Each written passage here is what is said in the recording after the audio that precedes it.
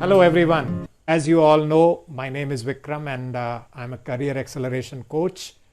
And what I do is I have created an online program where people can sign up and continue or enhance their career journey, make it easy for them to continue on their journey of career. And today I am once again doing a session along with another veteran in the industry and who is a coach, who is a good friend also.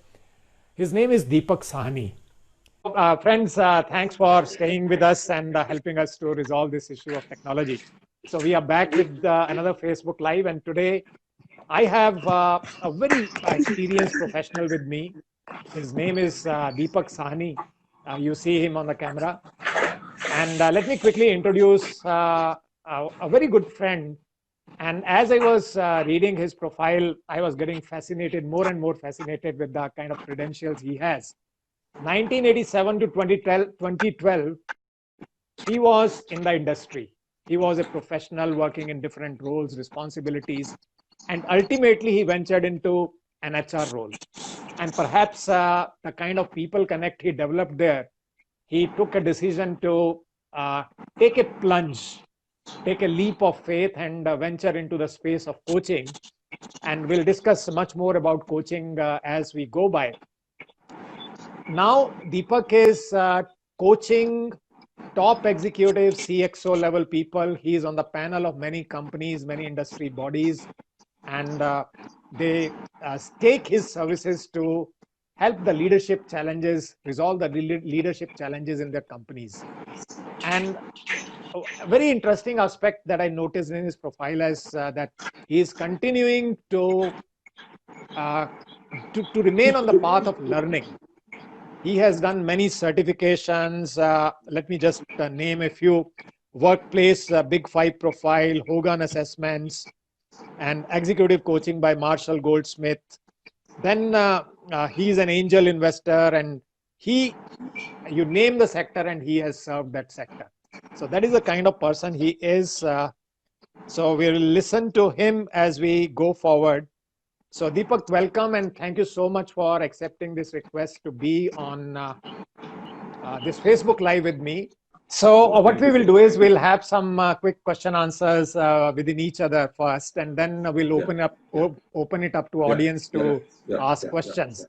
And today you are in a slightly different role because otherwise what I understand about coaching is that coaches have to ask questions. But today you will have to answer the questions which I or audience will be asking. So don't be surprised if I answer in a manner that is a question in itself, right? So that'll be fine. That'll be fun. So let us start then. My first question that comes to you is, in 25 plus years of experience that you have, it goes to actually 33 years of experience practically. Which was the most challenging role and what was the most important lesson that you learned? Okay, whenever people say this to me that I have so many years of experience, work experience, I'm tempted to reply like this, first of all, that I believe I have worked for 33 years, 25 years in the corporate and 7-8 years independently. But my work experience may be just about 20 odd years. And I say this and I will clarify why I say this. It's because I think we should experience if we have done uniquely different things, accomplished uniquely different things each of the years. We have tried new, we have taken new initiatives, new challenges, and have grown each year there. That could be called a work experience. So I would say that I have an employment of 33 years, but my work experience may be just about 25 years, because the other 8 years, I might be repeating what I have done in the earlier, and therefore no new learning. I was probably in this comfort zone of what I am doing. So I'm sorry, that was not your question, but I'm always tempted to say this the way, okay. Now coming to the challenging roles, I have a slightly different take, and this take I developed over the last many years. Firstly, I don't think roles are challenging. I think we have challenges in ourselves which make some of these roles challenging for us. Because if roles are challenging, then most people would struggle with those roles. And that's not true.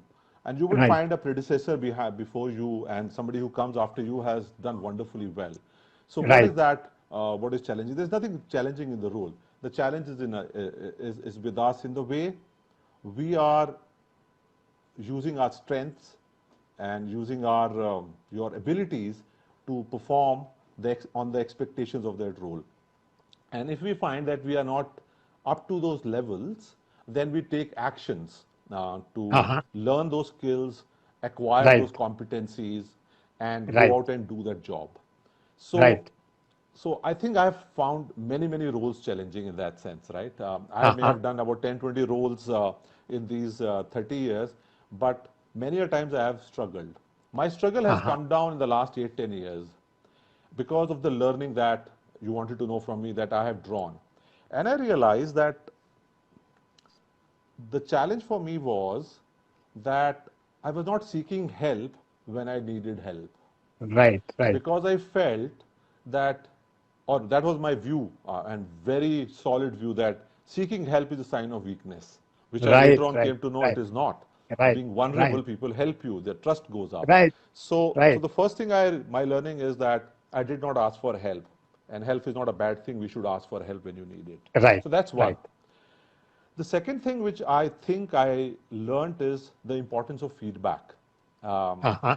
so if I don't know what my strengths are, if I do not know what my improvement areas are, then how am I going to grow? How am I Right. going to accomplish more by using my strengths? I don't know enough of Right. them. I know I'm good at Right. something, and that's different Right. from having strengths in that area. So I Right. realized I did not go out and seek feedback, and that's again a learning for me that I should have, in those years of the corporate world, gone and taken feedback specifically from people that I work with. Now, in my Right. current role, I cannot survive without taking feedback from my clients because Right. if I'm not doing a good job, I need to correct it. But I think we get complacent when we're in the corporate world, and we True. True. start to True. measure True. success by daily and transactional accomplishment that we have, right? And Uh-huh. therefore, feedback. So that's my second learning. Not enough feedback that Right. Right. I sort of gathered. Let me say. Right. The third thing, and I think that's, I don't know how many people will agree with this, that comfort zones. I probably did not make enough efforts to grow out of my comfort zone. We all Right. know it, that the growth is outside comfort zone, but comfort zone are so comfortable, we get cushy and mushy in those True. that True. True. we True. don't True. want to learn new things and try out True. new things. True. True. Uh, Although if I recall back in my corporate life, I must have done something right because I know some of the Uh-huh. right. So I may have gone out, but I don't think I did enough to right. So I may have gone out, but I don't think I did enough to grow out of my comfort zone, which meant that I should have learned more about the new skills. I should have known more about my strengths or improvement areas, and all that stuff did not happen. Uh-huh. Uh-huh. So I'll say three things. Not enough feedback. Right. Feedback is important. Growing out Help. of comfort zone. Go and seek new challenges. That's important. And Ask and for the help, first as you were saying. help. Ask for help. Ask for help, and you Right. will build relationships by through that vulnerability, and you will do a better job. Right. So those were they seem very basic, Vikram, but when I reflect back, I think I would have had a different life professionally had I been doing that in my at least 10, 15 years of my career in the beginning. So when you say they are basics, Deepak, my understanding is that it's always about the basics. The whole life is all about the basics. Yes, it So is. once we take care of those basics and continue to build on those basics, Yeah, things become a little easier and the pyramid rises much higher, as you certainly rightly it said. does. It completely makes sense, and that's the challenge that in the corporate world that I notice even today, we are busy with urgent things. We are busy with Right, transactional things, right, and therefore right, we are right, unable to focus on something that can grow us as a right, person, not right, grow us to just do that role or that right, immediate challenge, but grow us as a person. And I think these are the dimensions that are very critical and like you said, basics. And if you go right, back to our childhood, we know we get feedback very often when we were child. Our parents do us give us feedback even though we don't want it, but Right. that registers with us. But Right. as we grow, people stop giving us feedback because whatever feedback we get, we tend to rationalize it, Right. avoid it, not work on it, think it is Right. vested interest speaking, and therefore Right. we make a mess of it ourselves. So the only way to Right. do Right. it is go back to basics and get rid of mess yourself. That's how I look at it. So the classic example of feedback that comes from our conversation right now, if Yeah, we had not paid attention to the feedback that we got, that there is an echo going on, yeah. so the session could have continued, but no one would have stayed back, or no one would, we wouldn't have become better, right? It's as simple as that. Also, you're Yeah. very right. Also, they would have said, no point going to Vikram's next Facebook Live because Because Vikram as a host doesn't take care of the interest of the people, right? right, Which means right, he's right, not working on that feedback. So why go? Yeah, right, right, yeah, right. Interesting. So before I come to my structured question that I have in mind, just a follow-up question. yeah. Do you keep on seeing the same challenges with leadership as you coach leaders in organization? Are the challenges still the same, that they are not ready to take feedback, that they are not ready to seek help, something like this? Well, I do, and I don't blame people also. Let us be That's okay. honest. That's okay. Yeah. Because what neuroscience tells us about our brain is that uh, wherever there is a risk involved or there is a threat involved, we Right. tend to bottle up. We tend to close Uh-huh. down. We tend to get into a Right. Right. survival mode. Right. And feedback, for example, is stressful. Let's It take an is. example. Somebody says, "Hey, Vikram, come over to my room and I want to give you feedback." And that's when you start, you know, you say, Right. "क्या गलत हो गया मेरे से? क्या मैंने कहा? What did I write a wrong email or did I not reply?" Right. So you start going in the negative, and therefore Right. it causes that sort of a reaction. So, given a choice, we would like to avoid feedback. That's Right. Right. so Right. that's the natural default that we are wired to do. When it Wiring is like that. Yeah. Wiring is like that. So one has to consciously work in that area. Right. And to work in that area, you should know what you are limiting yourself by.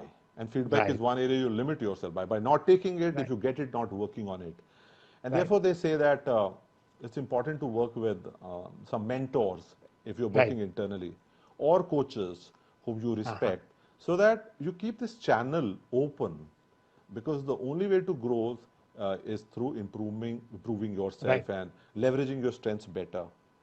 And I always say that just to address the first part of the wiring, feedback. I'm just taking example of feedback. Feedback is two words: feed and back. Right. And if you look at the just look at the word called feed, what does it mean? Uh-huh. It means Feeding. giving food. Yeah. It is about nurturing people. So Right. feedback is supposed to nurture people, isn't Right. it? Right. Back into them. If Uh-huh. that is the interpretation, then we are stopping ourselves from getting nurtured by people who are interested in us. Right. Right. So, Right. so it Right. becomes almost like a contradiction that feedback is Right. supposed to grow us, but we stop ourselves. We hold Right. ourselves back from doing that, Right.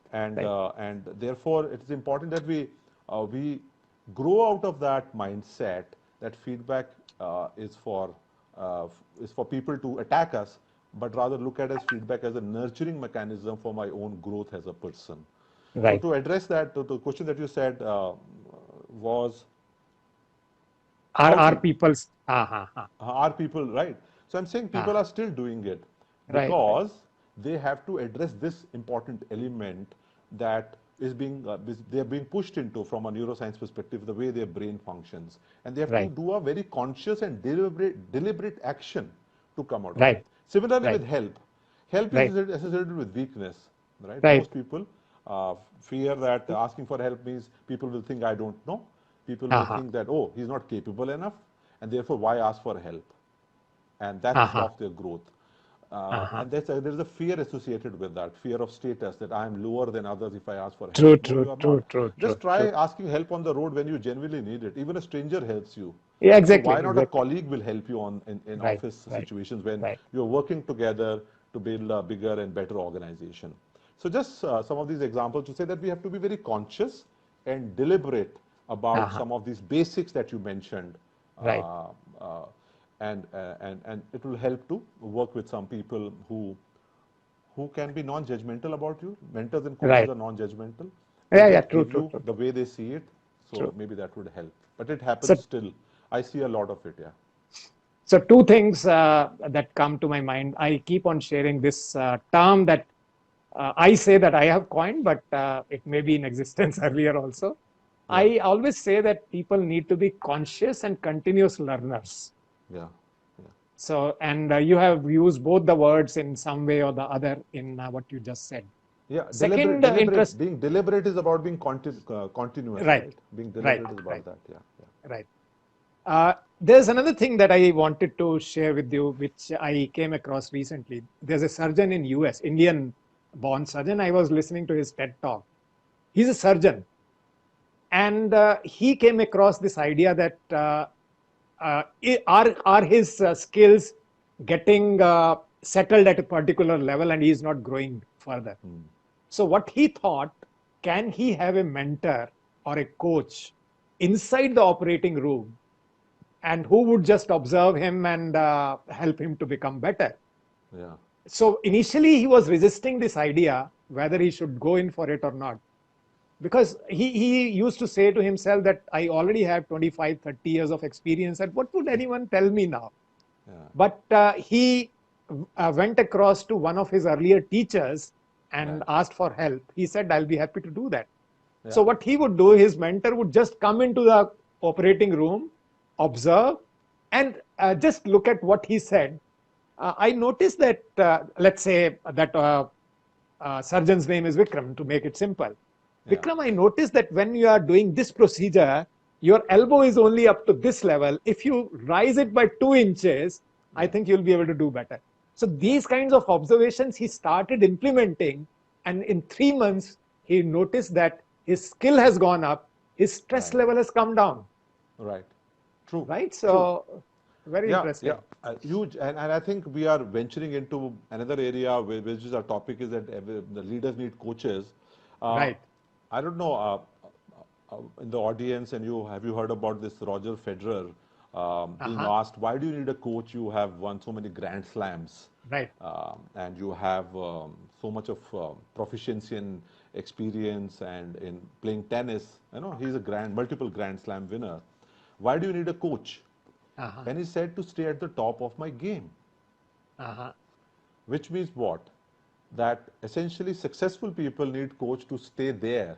Otherwise, there Right. is likely to be slipping. And I think in the example that you talked about a surgeon Right. who probably felt that he's slipping in terms of his Yeah. Right. Right. expertise Right. and nuanced way of operating. Right. And therefore, he needed feedback. So he Right. ventured into a mentor. A mentor are subject matter experts.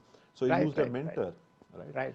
So I think that example also gets into that area of Absolutely. that Absolutely. where does a mentor and a coach come and how can they be Right. helpful to the growth? Right. And you mentioned you are a career accelerator coach yourself, right? And I Right. think you will also know that without feedback, that is going to work.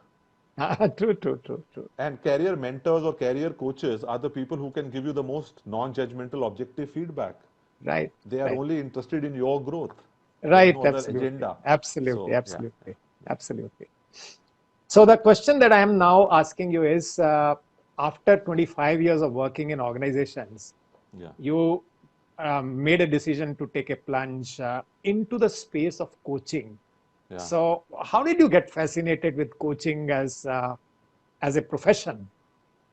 Did you have some experience of getting coached or seeing someone being coached? What made it possible for you?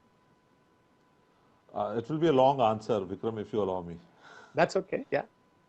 So I have to tell you how it happened for me. It's sometime in 98 or 99, I don't remember which year, but 31st December, I was sitting in my office and I got served a High Court notice from Shimla High Court restraining me from taking over a petrol station on 1st of January in Himachal. My sales officer in Shimla had to go and take over that. Technically, that order was faulty because it was staying a Supreme Court order, and a High Court cannot do that. Right. Technically. Right. Right. But that order was also restraining. It was against my managing director in that time in company. It was 5 p.m. Everybody was leaving 31st December for the so-called office party for the New Year Eve. I went home. Those days we used to have fax machine at home, and I was faxing a 58-page order to my legal head in Mumbai, who was not available because he was transiting. These were the days there were no mobile phones. So out, he was not at home. My wife and my kid left for the New Year party, and finally, because I had left a message at the residence of my general manager, he calls me around 9:45, and we started discussing that case, what to do tomorrow. We didn't have time to go to court, what to do tomorrow. And any guesses how long that call would have lasted? It started about 9:45. Any guesses? New Year went into New Year. It went to 12:30. He spoiled his New Year party. He spoiled my New Year party. And in the end, when I finished, I said, Rajiv, his name is Rajiv, I want to see you in January in Noida. I was in Chandigarh those days. I will see you in Noida on 4th of January. I'm coming. And I kept the phone down. And then I called up my officer, and we went and took over that gas station on 1st of January, 6 a.m. 4th of January, I land. Oh, so you traveled in the night? No. I didn't travel. My officer from Shimla traveled. Okay. Yeah. Okay. So 4th of January, I reach his office, my boss's office, and I'm sitting in front of him. And I tell him, I said, Rajiv, you knew, and I knew that what we should be doing. And yet it took you 2.5 hours. You spoiled your New Year Eve and spoiled my New Year Eve. And he laughed and smiled. And he asked me only one question. He says, Deepak, at the end of it, how do you think you felt? Apart from ki 12:30 baje tak you... I said, no doubt, Rajiv, I felt very confident about my way of thinking, the approach that I was proposing. But I also got new ideas because you were asking me some questions which made me think of some dimensions which I was not looking at altogether. And he says, at the end of it, what decision was it finally that you took? I said, it was my decision. And he says, therefore, what happened then? I said, when I briefed my officer, I had a different level of confidence. I had complete ownership and accountability. Why am I telling this story? I didn't know coaching that time. I had no idea what coaching is. Probably he didn't know what coaching is. But one of the things that I learned on 4th of January was the power of asking questions. How you can help people make them think and figure out the solutions that lie within this through just the power of asking questions. And that was my first understanding of this. I got interested. So that was the first part. And then few years later, it so happened that I started getting feedback from my team members. Sir, आप जवाब तो देते नहीं, आप सिर्फ सवाल पूछते रहते हो. Some of them shared it from a frustrated standpoint. We know that you know the answer, but it takes you half an hour to People come to seek answers, na? Right. But at the same time, I started experiencing and felt that this is helping the people. And that's how my interest in that area grew, although I was in sales, marketing, operations. And then, because of my interest area, 2007, a career opportunity came up while I was working for Reliance, and the training manager left. So I offered to do that. And that sort of in 2005-06 made me move into this area. And then I started looking at it more seriously. I got into, you read Marshall Goldsmith. I started reading more, and I started looking out for more. And Marshall Goldsmith, for the first ever program I did, I started doing coaching internally in that organization. It was pretty successful. And that sort of started sowing seeds in me about what this profession is and the type of impact it has on people, how it empowers people. And that sort of pushed me, motivated me, inspired me to pursue this area. There is much more that I did after that also. But yeah, that is your profile shows that. Your profile shows that. Was helpful to me. Right. Great. So it's all about asking questions, helping people to develop by finding their own answers. And what I believe from your response is, you use that word, I'll be reiterating that. When people find their answers themselves, they become more accountable to those answers, isn't it?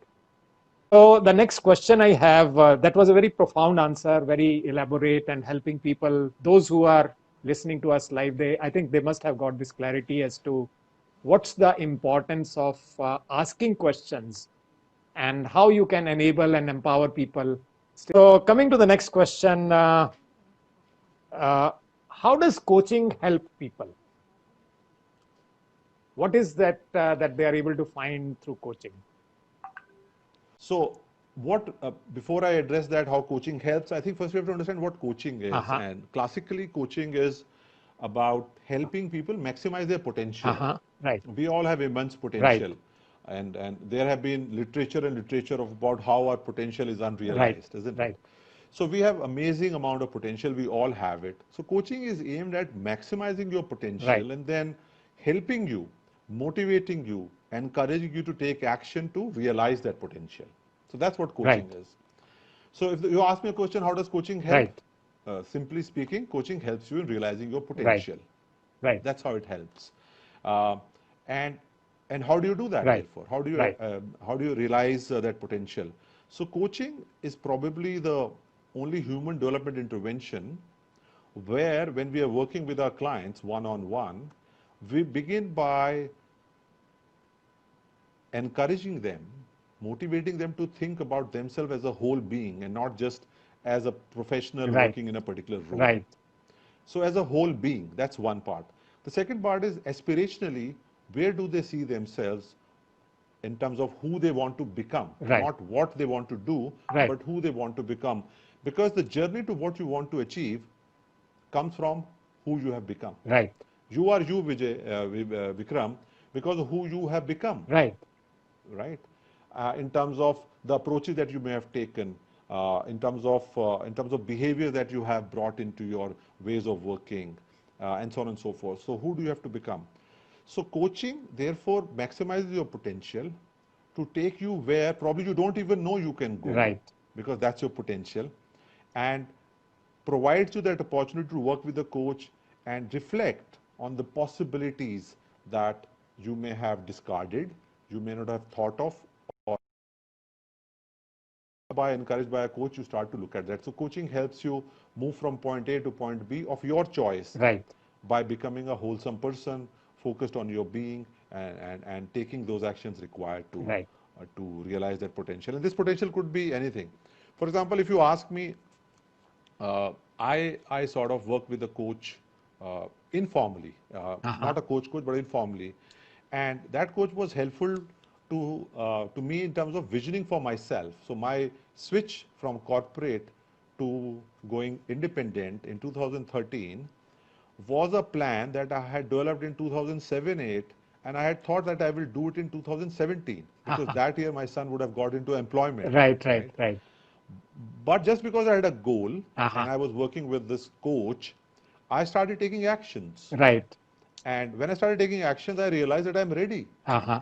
in 2013 for what I was to be ready for 2017. Right. And that allowed me to take a decision. And in that sense, if I can say that, I realized that potential that I had in me to be a coach Right. fully independently, Right. right? Awesome. And just a minor detail here, when I said, who do you have to become? So one of the key skills of the coach is not just asking questions, it's about listening. And I was Right. not too good at listening when I was in the corporate world. Okay. Okay. So when I started making this transition and journey, Uh-huh. I realized that I have to really do well on the listening Listening front. front. And that's how I became as a person also. Uh-huh. So when I became a coach, it's not that I'm listening well in coaching session and not in otherwise. I'm doing that in the otherwise world also outside my Right. coaching. And that's how I've become. Because I can't be a Jekyll and Hyde, that You can't I do am that. not a good listener Right. in, You can't do that. right? So that's an example of who you become, Right. right? So coaching, therefore, is focused on who you have become, because then it allows you to explore and realize your Right. potentials. Right. That's the key part Right. of coaching, what it is, Right. yeah. Right.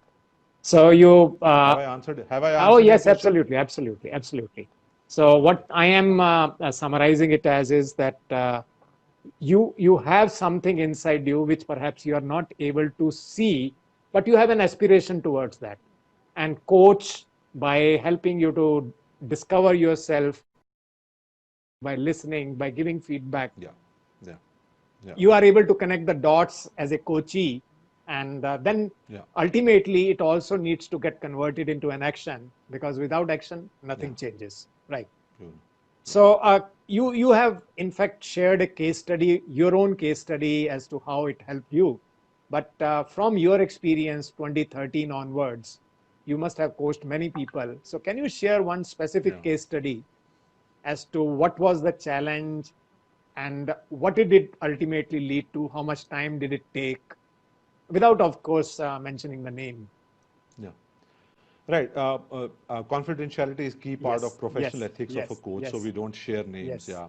Uh, Actually, there would be many that I can share, but I think something which may find resonance with the people who are listening to this is about our behaviors. Right.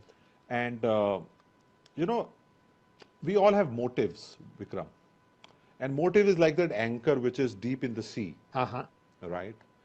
And on the top is the buoy. Buoys are behaviors, Uh-huh. right?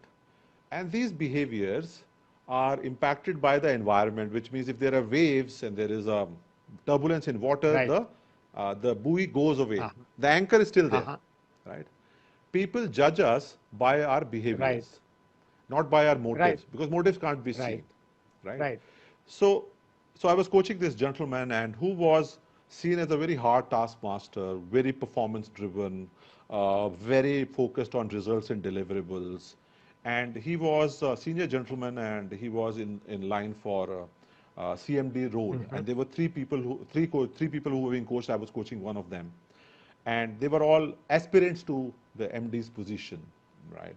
But here was this driving, focused, execution-oriented person. And if one would look at them, somebody would look at them and say they are successful. But the coaching was to make him more human Uh-huh. in that sense. And when I started coaching him, the big realization that came to him is that all that he's doing is for the good of his team members. Uh-huh. He says, if I am after them to get results, it's for their good. Ah. They are young people. They should achieve it Right. and they should grow. I come from a small town. I've struggled through my life. Even there did a CA and I did this and I did that. And look where I have reached. I don't see that fire in them and they are not. And that made him more focused, right? Now, is there anything wrong with that behavior? Nothing wrong, Perhaps no. apparently. Yeah. Apparently. But the point is that behavior, the motive is not seen. Motive was all nice and noble. But behaviors were far away from that motive as they were landing on the participants. Right. So when I started coaching them, we had interaction with those team members of his. And that's time he was courageous enough to sit in the same room and listen to them. And that's what coach enables, right? A very stress-free, risk-free environment. Non-threatening environment. I said you are non-threatening Yes. environment. And they spoke about how those raised voices, rude voice, those curt responses are landing on them and how it is impacting their self-esteem Right. and how they feel stressed and all. Right. That was the day he turned around completely and he started to work differently. Right. So the point that you said is a case study. I don't know whether you will call it This is a case study. This is a case study. It has many dimensions. And it is not as simple as I have shared it with you. Right, obviously, right? obviously. Because when I was doing the coaching, to even come to a point to take direct feedback on how these behaviors are landing with the team, it takes time and coaches have to really, because if we had already taken, right? So how much time this coaching assignment must have taken? The total assignment was about 8 months, but to reach this point from the starting point was probably about 4 sessions. Right. Yeah, out of about 10 sessions. Right. Right. But remember, the case study is not complete just by taking feedback. Again, deliberate, conscious actions have to be required. Obviously, we said that earlier that unless it gets into action, it doesn't make any sense. Yeah. Continue. So in each coaching, in every coaching session, we will review what has he done differently, and he would talk about his struggle. He says, Deepak, the old behavior is leaking out. We call it leaking out. You know, I still get worked up. I still get angry. I still get frustrated when I see them not putting in their hard work. When I sense they are not putting their hard work, and we had to work on each of those. And then comes the element of emotional intelligence and multiple areas that we start working with our client.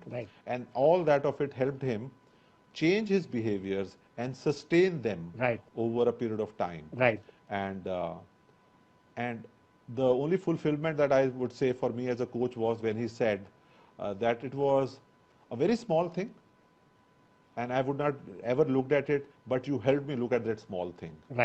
So that is what coaches do. They have to leverage on those minor shifts which have a huge impact, which I said from a potential perspective. And I think this is also an example of the potential this gentleman had, but was probably getting lost in some of these behaviors that he was exposing. Absolutely. Now, this will be my last question from my side, and then we'll open it up to the audience. The question is, it's a combination of two questions. One is, what are some of the traits or characteristics or qualities that a coach must have? You have, in your conversation, you have mentioned some of those things like asking questions, listening, giving feedback. But I would like you to give it in a structured way. And second part of the question would be, if I have those qualities in myself, can I coach myself also? So these are the two Good questions. one. Both. Yeah. So let me address the first part. So if you want to become a very professional coach, a certified coach, there is a body which governs all these dimensions, and they have listed down 13 key competencies and skills. I'll not get into all those 13. Right. I'll talk about, all are important, all are critical, but I'll talk about which are easily understandable. The first thing is asking questions, and we talk about asking powerful questions. Right. So you should have the ability to ask people questions which help them create new awareness in their head. When they're answering that question, they get to know something about themselves better. Right. So asking powerful questions. The second thing is about listening well. Right. And when we say listening, it's called active listening. So you just don't listen to the words, you also listen to the tone of voice, the way it is being said, what is being unsaid. Sometimes people will say, oh, I found this work challenging. And in normal course of conversation, you may continue. Right. But a coach would respond and say, okay, you use the word challenging. What does it mean? What aspect of what you are saying was challenging? And so listening is key and important. The words have a meaning. The body language, the tone of voice has a meaning. So that's the second one. The third one is, importantly, staying non-judgmental in your conversation with coachee. So coachee may share anything with you, but you will have to stop making judgments about the coachee. You have to stay neutral. And what judgment does is, the judgment may start to color your views about your coachee, and that may impact your ability to ask a right question. That could be helpful to the coachee. So being objective and non-judgmental is a key skill, and you learn that in that process. That's one more. The third one, or the fourth one rather, is staying focused on helping the coachee design actions which will take them from point A to point B. These conversations are very focused conversations. They are not a nice, feeling conversation. It's not about, I talk to you, you like and I listen to you and say thank you so much. Each session ends with specific actions that coachee will take and that he decides himself, he or she, to go from where he or she is to where they want to be. And those designing of those actions is important. In real life, we have seen many times, Vikram, that when we are talking to our team members and they say, sir, we will do this, and say, okay, do it. And then those things don't get done. We know it from a real world example. So in coaching, the real focus is on what will you do, when will you start, who can help you, how would you know you are successful in doing it, and so on and so forth. So these are the broad four that I will talk about. And last one, is that about presence. You have to be present in that moment. Being in that moment, you have to stay away from distraction. You have to be in the moment. It's called coaching presence. Are you there for your coachee, where he or she is, and not pursuing your own agenda as a coach? So these are some 5 odd skills that I have talked about, the competencies which are required to be a coach. So the second part of the question, if I've addressed the first one, is can you coach yourself? Yes, you can. And no, you can't. And no, you can't. Yes, you can. Yes, you can if you know the skills. Right? No, if you don't know the skills. That's one. Yes, you can if you are willing to answer the most difficult questions. And no, if you can't answer difficult questions. Because what does a coach do essentially? Coach objectively, for your benefit, is going to ask you a question that is going to benefit you. And those are tough questions. Those are difficult questions. I was coaching somebody in the morning, and I asked him, he was deliberating, and you are do career acceleration coaching, he was deliberating whether he should take an internal job or an outside job because he's unhappy. I asked him a simple question. If you get an internal job, which is equal to what you get externally, which one would you prefer and why? And he went silent. He says, I don't have an answer to that. I said, go and find an answer. I don't have to give you the answer. So while it may seem a simple question, but that set him thinking. He has not thought about such a situation. But then by the end of the session, He said, I'll think. He came back and he says, Deepak, I would like to go out. Yeah. I said, I heard you say you want to exploring inside. He says, no, because I have been in the organization for 14 years Right. now. I do not know what's happening outside. What will be good for me now To is explore to the go out world. and learn what other organizations doing, new innovation, Right. new Right. collaboration, new approaches. So essentially, are you willing to ask the tough questions to Right. yourself? Right. Third thing, importantly, which a coach does is coach becomes your accountability partner. Right. So imagine I'm coaching you, Uh-huh. and you, Vikram, you say I will take these 10 actions, and we have to talk on so and so day. A day before that, you will start thinking, oh, I gave this feedback, I gave this assurance to Deepak that I will take these actions, or मैं ले नहीं रहा हूँ. That will also push you. Uh-huh. So sometimes when you are coaching yourself, This may not come you up. may miss that element Right. of being an accountability partner. Right. Yeah, that could be one Right. dimension that could be challenging for Right. you. But then you can make your family member your accountability partner and say, I have decided to take this action. If I don't take, remind me. Right. So you can have a proxy for a coach Right. by creating an Right. accountability partner. Awesome. So Awesome. have I answered your Yes, question? yes, you have. Yeah, Absolutely. I have. Okay. So now we are opening it up to audience. If you have any questions, please type in the comments box. We'll take up your questions for the next couple of minutes. So the question that is Yeah. coming to me is that does coaching work 100% of time? You tell me what works 100% of the time. Nothing works There's 100%. nothing which works 100% Right, right, of right, the time. right. Yeah. Yeah. So Yeah. you have become a coach. You converted that question into another question from your side, right? So this is what Yeah, is coaching. yeah, yeah. But there are Right, conditions right, right, in which right, a coaching right, will work, right, will work. And the first condition is that the coach should be a qualified, certified, accomplished coach himself. The second thing is coaches should be coachable. right, They should be willing to think.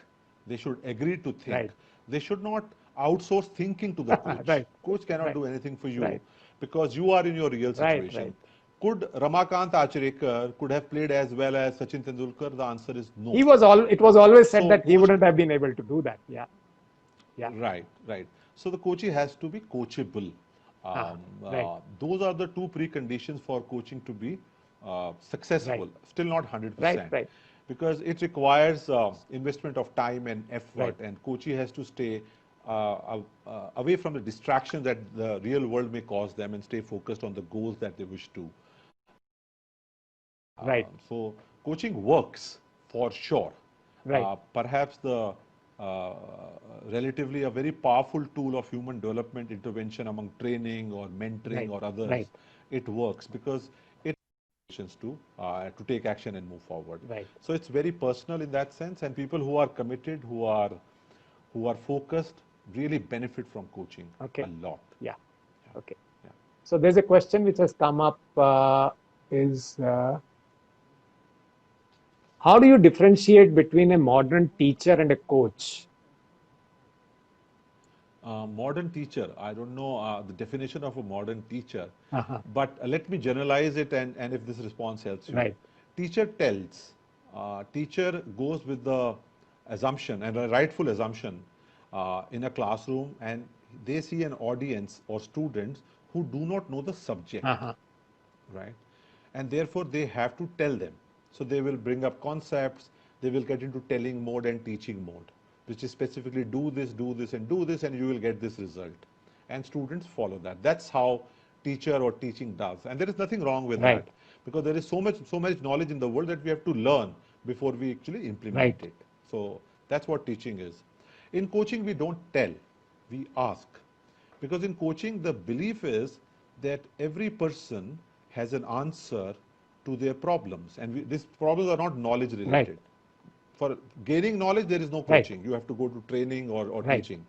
But when it comes to behaviors, when it comes to motivations, when it comes to looking at your mindset, changing your behaviors, coaching is the place for Right. you. Behavioral, that is, right? So there we ask people the question, because the idea is that we are coaching the person. We are not coaching them to solve a problem. We are coaching them so as a person they become capable enough to solve all the challenges that they have thereafter in their lives, Right. right? So it's more about asking and not telling as in teaching. Right. That's the one basic and most powerful Right. difference between the two. Right. Right. Maybe the perspective that comes up is even in modern style of teaching, what has come up is that teachers have started enabling teachers to explore and find answers rather than straight answers to straight information to. Very true. Right. I agree. My wife is a principal in a IB school, Uh-huh. and I keep seeing her telling teachers how to do the sessions, and it's purely exploratory. Right. There are no answers provided. Right. Right. Students have to explore themselves, even in knowledge area. Right. Right. Right. Yeah, Right. even in knowledge area. Right. Right. So Right. that's a valid point. Yeah. So yes, I think there is no more question here. So let me ask you a last question, Deepak. Second last question, actually. Last question will be Okay. after this. How is Indian industry evolving as in respect of coaching? It's growing. It's growing, and this is my personal experience.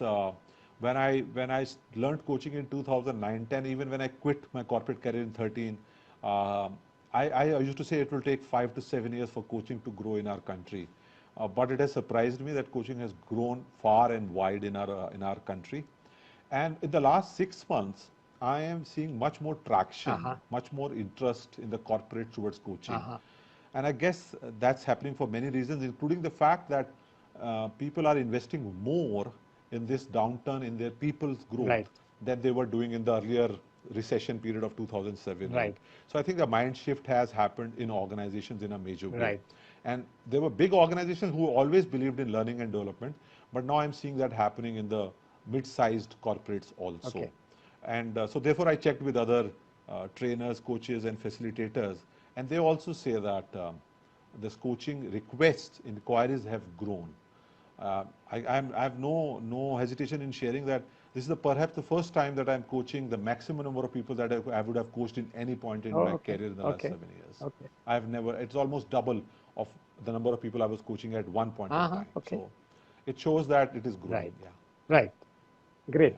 So the last question is, what inspires you? This is generally my last question. What inspires you? What inspires me? What inspires me? Um, when I say this, I hope people go by the intent of it. Uh, I have this one. I call it a six-word story for myself, Uh-huh. um, and I created this many years back, and that has become my guiding statement, Uh-huh. and it has become my beacon. What inspires me is helping people shine better and brighter. Ah, okay. So if through my efforts and intervention, someone out there can become better, more successful, shine more, that gives me a lot of joy. Wow. And therefore, it enables me to take a whole lot of decisions which I would have deliberated earlier. A simple decision like a coachee wanting a session from me because of some urgency on a Saturday or a Sunday. Ah, In normal course, I would say I don't work on weekends. uh-huh. But now that is my purpose, that is my inspiration, I don't hesitate in taking such decisions. I'm talking about a simple Right, right, right, decision right, right. Yeah, of scheduling. right, So that's what inspires right. me. I see the positive side of people, and I believe everyone has potential. Awesome. And if I can be catalyst to that process, uh, that Right, really is inspiring for me. Yeah. right. Yeah. Awesome. Thank you थोड़ा so lofty much. लगता है, नहीं नहीं नहीं Lofty बिल्कुल नहीं है. थोड़ा lofty लगता है, but हाँ, that's what I truly वो truly जिसको believe on. लॉफ्टी लगता है लगने दीजिए. अपने को इंस्पायर वो कर रहा है तो it's Yeah. perfectly fine. Yeah.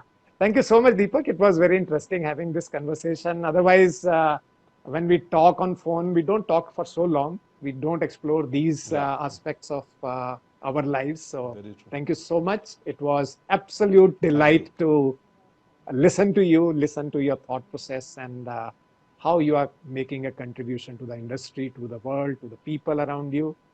Continue, keep shining, keep shining, keep helping And people. you Yeah. too, Vikram. People may think it's a mutual admiration company, but my admiration for you is truly, you know that. I have called you probably about 8, 10 weeks back. Yes. One of the days, and I said the way, the discipline with which you come on Facebook and the way you value add to people is something I feel inspired to do someday. Right. I'm not good with social media, so I tend to stay away. But सीख जाऊंगा एक दिन मैं हाँ जी बिल्कुल आपसे inspire होकर बिल्कुल बिल्कुल बिल्कुल it's not as difficult let me say this it's not as difficult but वही मेरा लिमिटेड माइंडसेट है maybe I need coaching from you on that है ना moving देखा मेरा माइंडसेट मुझे रोक रहा moving out of है comfort zone right Go, exactly, that's the point. right Yeah, we all face it. We all absolutely face it. We are all absolutely human. We absolutely face it. Yeah. we create our own cocoons right Yes. thank you so much yeah Thank bye you. bye You yeah take bye care. bye Bye bye. Bye bye.